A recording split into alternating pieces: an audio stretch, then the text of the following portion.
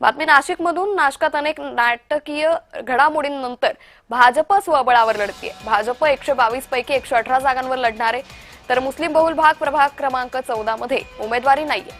शिवसेना 100 तर राष्ट्रवादीचे 35 जागांवर उमेदवार आहेत। ठाकरे बंधू 65 जागा तर शरद पवार गट 35 जागांवर लढतोय।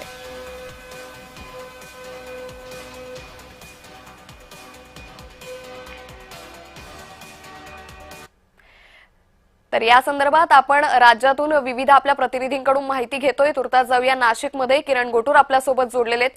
किरण, आपण पाहतोय अगदी सुरुवातीपासूनच नाशिकमध्ये युती असेल किंवा आघाडी असेल, दोघांकडूनही कुठली स्पष्टता देण्यात आली नव्हती। अगदी शेवटच्या क्षणापर्यंत युती किंवा आघाडी स्पष्ट झाली नव्हती आणि त्यानंतर आता हे सर्व पक्ष भाजप स्वबळावर लढतंय, शिवसेना स्वबळावर लढतंय आणि आघाडी मात्र एकत्र लढत असल्याचं पाहायला मिळतंय। काय चित्र?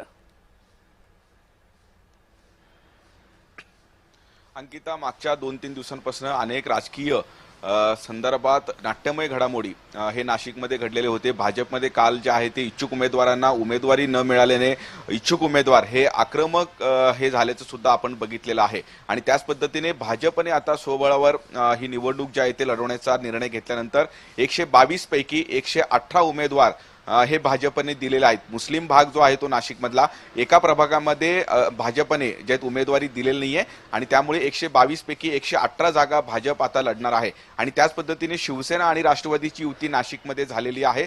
शिवसेनेने 80 ते 85 जागा लढण्याचा निर्णय घेतलेला आहे आणि राष्ट्रवादी अजित पवार गटाने जवळपास 40 ते 45 जागा लढण्याचा निर्णय घेतलेला आहे। त्यामुळे या दोघांमध्ये ही जी युती झालेली आहे, त्यामुळे भाजप विरुद्ध राष्ट्रवादी शिवसेना अशा पद्धतीचा संघर्ष जो आहे तो आपल्याला नाशिकमध्ये बघायला मिळणार आहे आणि त्याच पद्धतीने महाविकास आघाडीने मात्र एकत्र येऊन निवडणूक लढण्याचा निर्णय घेतलेला आहे। महाविकास आघाडीमध्ये उद्धव ठाकरेंची शिवसेना, मनसे, राष्ट्रवादी काँग्रेस आणि काँग्रेस असे हे सगळे पक्ष एकत्र आलेले आहेत आणि उद्धव ठाकरे गट हे मोठा भाऊ महाविकास आघाडीमध्ये असणार आहे।